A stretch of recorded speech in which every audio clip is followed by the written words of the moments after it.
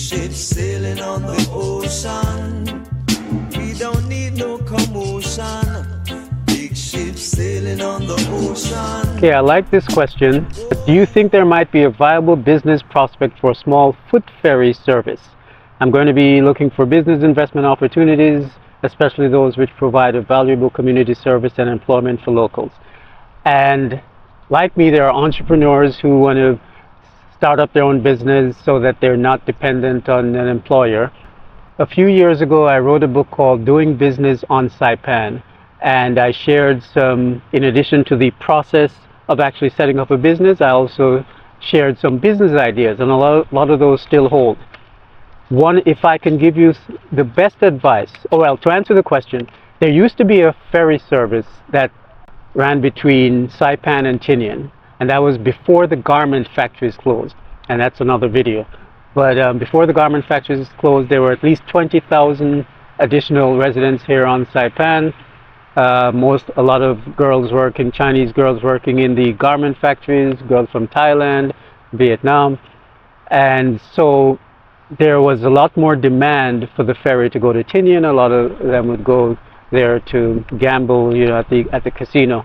Once the garment factories closed, then the ferry service stopped, and there was it had a major effect on the economy overall. So now I don't believe that there's enough of a demand to sustain a ferry service unless you get some sort of dispensation from the government, you know, some subsidizing of the expenses. Going to be insurance, there is fuel, maintenance of the craft, you know, all sorts of stuff. Right now, the only way to get from Saipan to Tinian is through our single commuter airline, Star Marianas. And at one point there were three. There was Freedom Air, there was Cape Air, and the Star Marianas. Now, again, as the economy slows down, it's can only support one. A lot of the information in the book Doing Business on Saipan is a little outdated, actually, but the business idea information is still valid. One of the things that I always tell people is you have to be, if you're doing a little research on Saipan, one of the mistakes that a lot of people have done in the past is that they've assumed that the population represents their market. So they may say, hey, I want to set up a Starbucks here on Saipan. What's the population? Well, the population is 55,000, 48,000. So they say, great, that's enough to sustain the business, I'll start it. But then they realize that we have so many different communities here with different lifestyles, with different worldviews.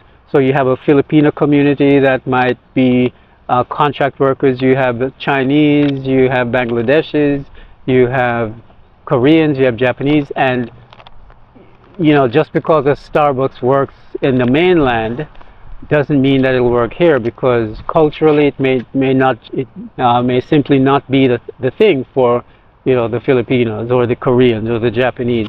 So they end up realizing that who they are targeting are simply the few mainlanders who've moved over here, who have come with that Starbucks mentality, and that's definitely not enough to sustain a business. So it's very important as a potential business owner to understand the demographics as well as the psychographics of the population here. Very important, because your Chinese market is very different from your Filipino market.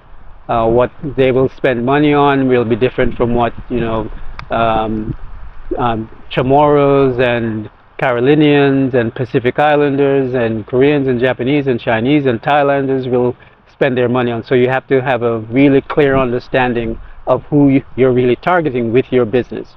So with that said, get a copy of Doing Business on Saipan, and you may get some ideas of what is needed and what might be sustainable and viable here as a business idea.